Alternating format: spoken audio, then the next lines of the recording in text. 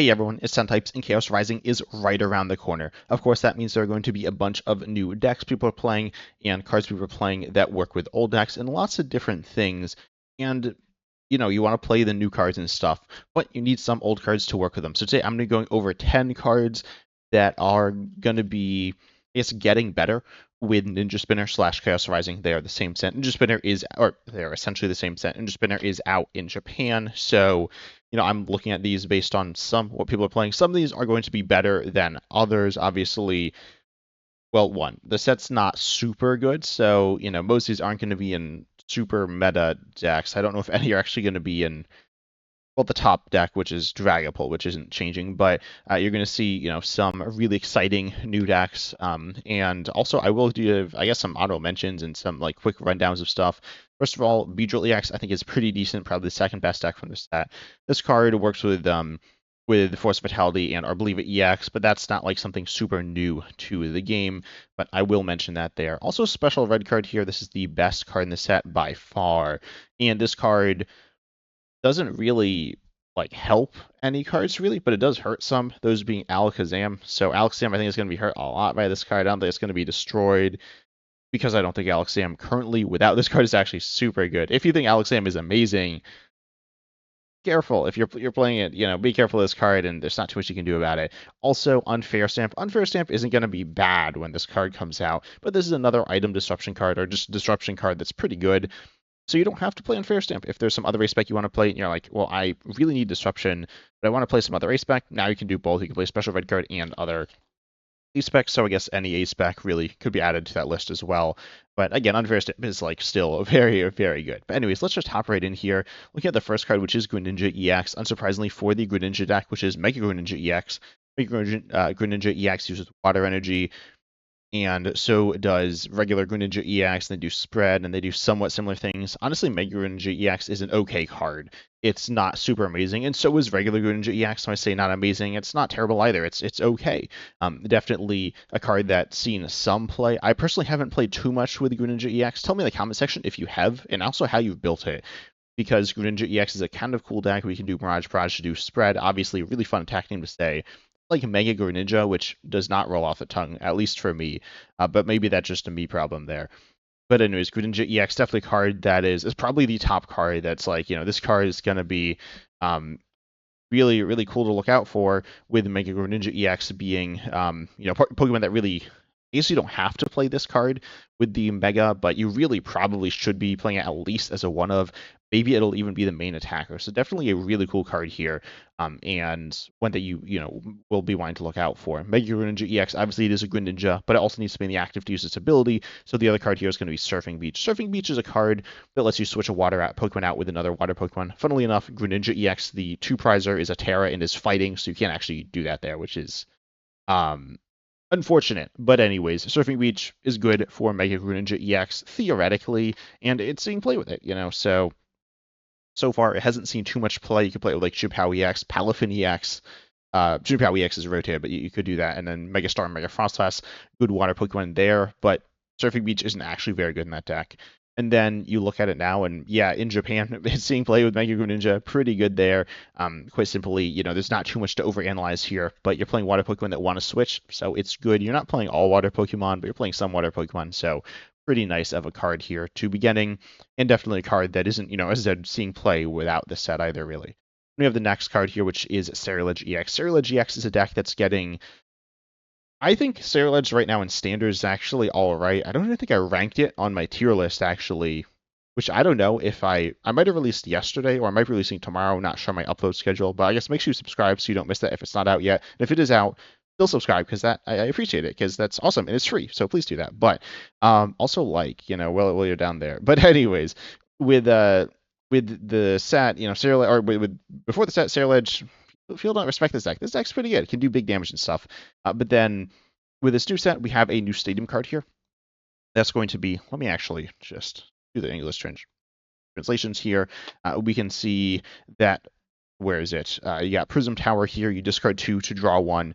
And yeah, discarding cards is important for Ceruledge because you need energy in the discard pile. So yeah, it's pretty simple there. It is also a stadium bump. Currently, Ceruledge can get kind of cooked by Nighttime Mine is going to be really bad, as well as Stadium Neutralization Zone or whatever. Is that what it's called?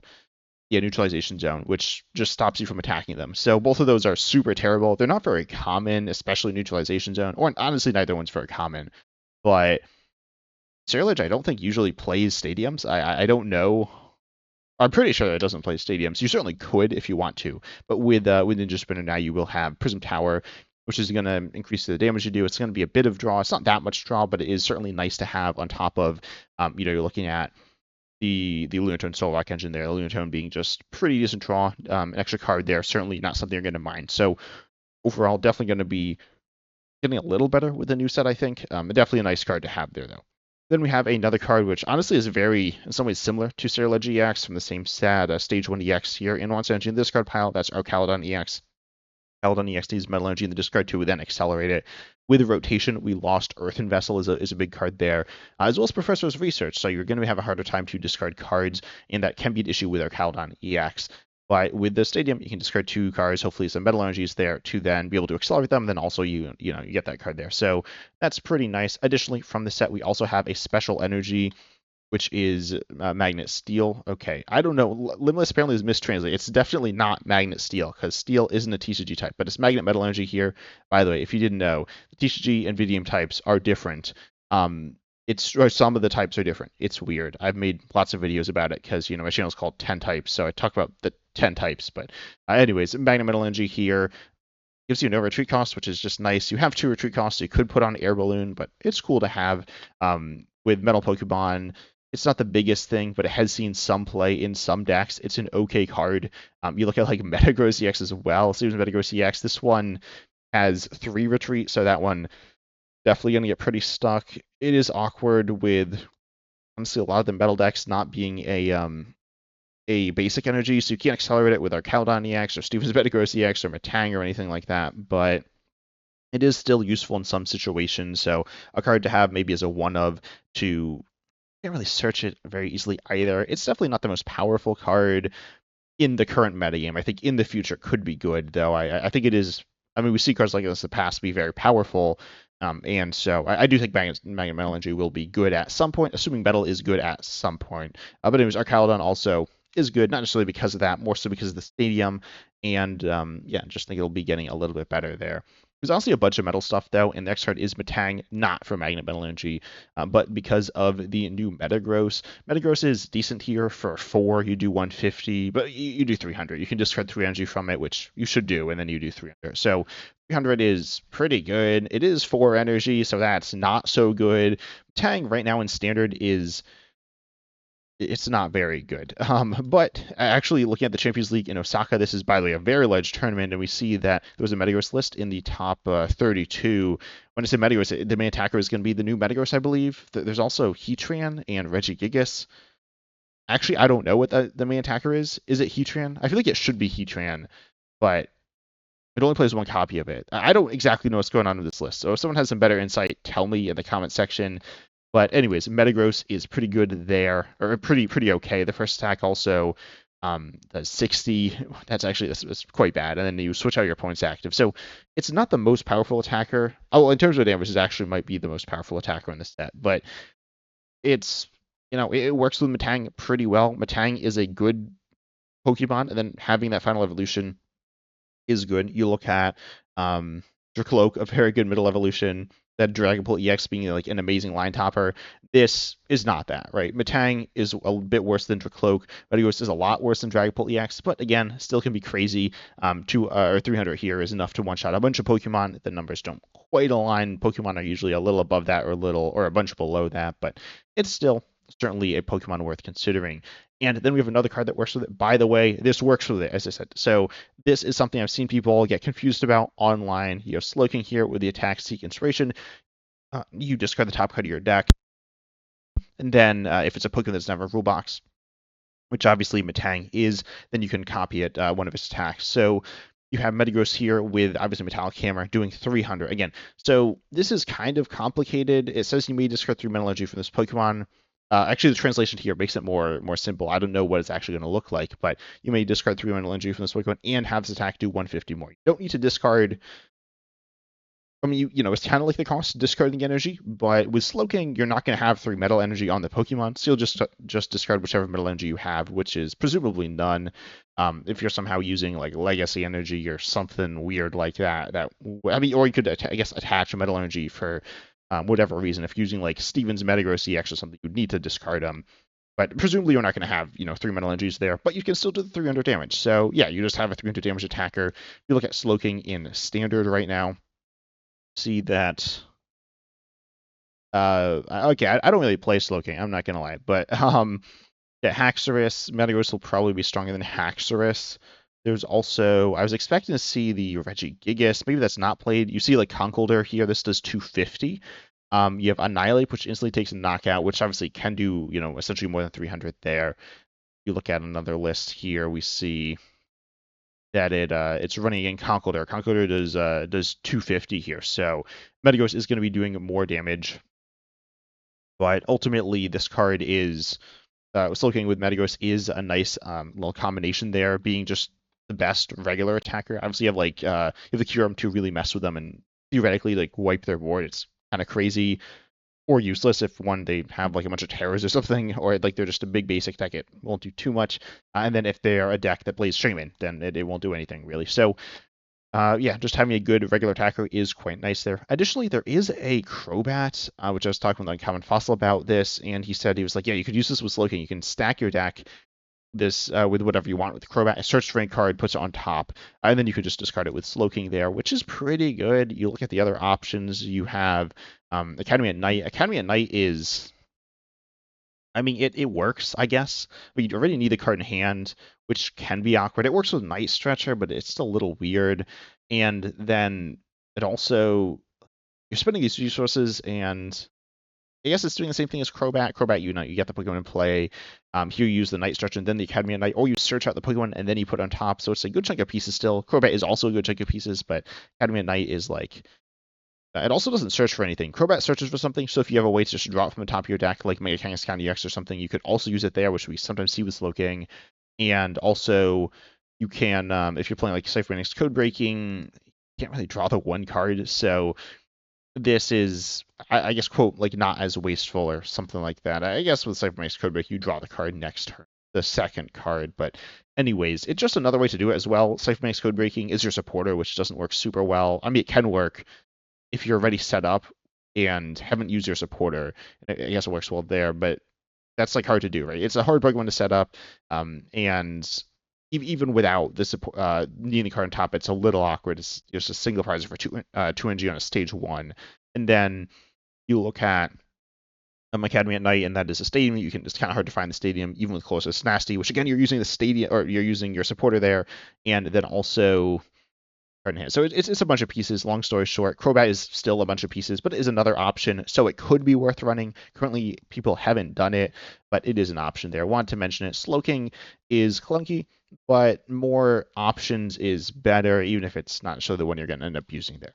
Then you have Hop Zacian EX. Hop Zacian EX, of course, you get the metal stuff here.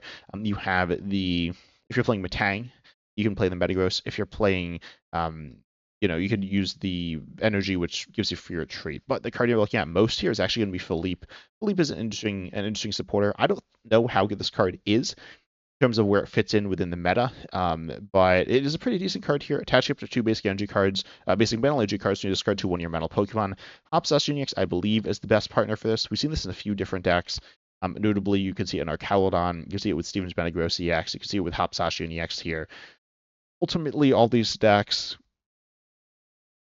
Okay, wait. Sorry, that's not Steven's Metagross. I don't know if any of these are Steven's Metagross. I have complained about this in the past. You can't tell if it's Steven's Metagross or regular Metagross because of the new Metagross. So looks like these are most of the new Metagross. But anyways, this could also work with the Metagross, Heatran, things like that. And I guess I could chuck in Heatran as a card to pick up as well, which is just a generic attacker. But Hop Zacian EX, with Brave Slash, you can power this up in 1 turn using Philippe plus your attachment for the turn being the 3rd metal there, and then the colorless is paid by, or I guess removed by, the Tool Hop's Choice Band, and then you're swinging for potentially as much as 330 for one turn's worth of setup there with Hop Zacian EX, which is really powerful, obviously. So Hop Zacian EX has been a little awkward, and I think Philippe is a little awkward as well, but with it, you definitely can be a pretty powerful attacker there. Hop Zacian EX can work within Hop's Trevenant there. You can have these, oh wait, no, that's not what I'm looking for. You can have Hop Zacian, which focuses around darkness. This is a pre-rotation list. We can have something like that. It's hard to search out tools, but certainly getting it is doable. And yeah, I mean, just generally Hop Zacian EX is a cool Pokemon, and now you can use Brave Slash instead of just using Instant Strike for a little bit of damage for little to no energy there, being like, okay, Brave Slash is really, big here. Paldean Tauros. Paldean Tauros is a card that is, it's not the best, but it's definitely interesting, and you have a Raging Charge here. This does 40 damage for each Pokemon that has Tauros in its name, that has any damage counters on it. So this can be up to, if you have realistically 6 is doable there, and then you're swinging for 240, which is decent. You want to pair this with the other, okay, there's a lot of clicking here. The new Tauros, speaking of, I don't think there is, okay, there is a Tauros in standard. It's not super good. This other one is interesting, though, with Pack Hunt for 2 colors. You choose one of your opponent's Pokemon, flip a card, a coin for each of your Pokemon that has Tauros in its name, and play. It does 50 for each heads to that Pokemon. I think you want to be pairing this with the Paldean Tauros, which you want a bunch of Paldean Tauroses in play. And then you pair this with something like Risky Ruins to get damage cards onto your Pokemon as well to, trigger that there.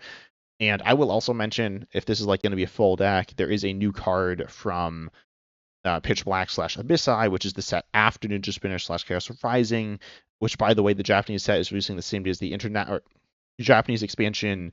Abyssai is releasing the same day as the international expansion Chaos Rising, if you're wondering about those dates there, which would be this like Friday or Thursday or something, depending if you're looking at like live or whatever. But anyways, with that, you can reflip these coins with one of the cards in the set for this Tauros, so that's kind of fun there. But overall, a pretty fun deck. I think the Tauros is probably the cooler Pokemon.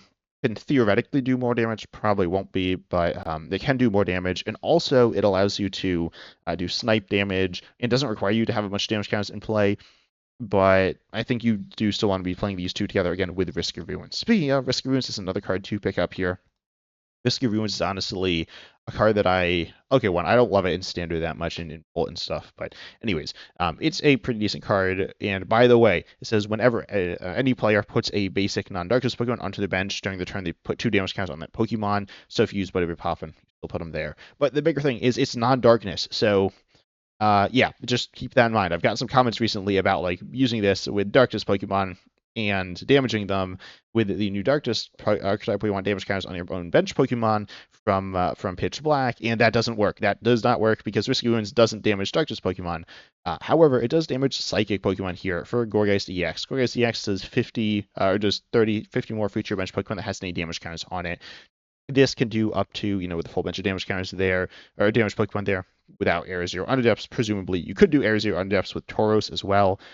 Theoretically, that's probably not doing. That's probably not what you were doing. That's probably not happening. But Gourgeist here is able to do up to 280, which is pretty good with the full bench with Risky Ruins there. And yeah, I mean, I think it's pretty decent. I'm not gonna lie. People haven't really been playing it, but I think it's all right. Wow, those are 5 real different decks. But anyways, what Bayonet is this? Okay, I always get sidetracked when I do these videos. This is apparently hand disruption deck as well. I don't know, but I think Horrorvando is pretty good, honestly. Like, I don't expect to see a ton of play, but I think it is decent. So I do think Risky Ruins is a card that is legitimately like kind of worth looking into. Playing this with Gourgeist DX seems pretty good. Then we have the last card. If you know, honestly, if you play the Pokemon TCG, you probably like Relicanth. You probably don't play Relicanth because it's kind of bad, and the cool use cases of it. People are playing it in Cynthia's to copy. Okay, so in the comments, tell me, are they using it in Cynthia's to copy Cynthia's Roselia? Is that what they're doing? Or is it like it's not Gabite because Corkscrew Dive, what's this Gabite for like weird stuff? I don't know. But anyway, so Relicanth lets you copy previous evolutions. There's always wacky stuff to do with this card. And yeah, in this set we got another thing. This is this Ampharos. This Ampharos it's this good. Yeah, no, it's not super good, but it has this ability which is so fun. I love abilities like this. I love hand size stuff. I always say this. And now we're getting hand size stuff. We're getting hand size stuff in this set, the next set. I'm so stoked. Synchro Pulse says if you have the same number of cards in your hand as your opponent, you do 80 more damage to your opponent's active. This is an ability here. You can use Flappy's Disconnect attack, which is everyone's favorite thing. It's item lock. Yippee. It only does 40 for 2 on a stage 1, which is not very good. But then it's doing 120 if you have the same number of cards in your hand as your opponent. By the way, you need to be drawing a bunch probably with this. Generally with hand size matching stuff, you need to be able to have burst draw and also be able to discard it, which is true here as well. When you're item locking them as well, then they're going to end up with quite possibly a big hand. You need to be able to match that, which kind of sucks for you, but it's not that bad. It's bad for them because they can't play any items. You're swinging for a 120. You're going to have more HP as well. With 160 as opposed to 90, so that's pretty nice there. And yeah, I mean you could also use, I guess, Neo Upper Energy. Ultimately, this isn't super good, but it's all right, and I think it's going to be kind of fun, maybe for you, probably not your opponent. You also have Flashing Bolt, you could just like actually use as well. But I think Relicanth with the Ampharos is pretty cool. I heard some people saying like they're a little bummed it wasn't in the pre-release kit. You can't you can't do Disconnect. I will say Disconnect and pre-release kind of trash because there are not that many items and people are probably playing them turn 1 before your Flappy's actually out there. But anyways, overall, I think this set is pretty cool, and there are a bunch of cards that aren't played too much or are like kind of missing partners that are currently out that Ninja Spinner is or Chaos Rising is helping with. But I hope you all enjoyed. Make sure you like, subscribe, hit the bell. Also, huge shout out to my YouTube members. I really appreciate all of you, but just everyone who subscribes and likes the video. It really does help me out. But I hope you all enjoyed.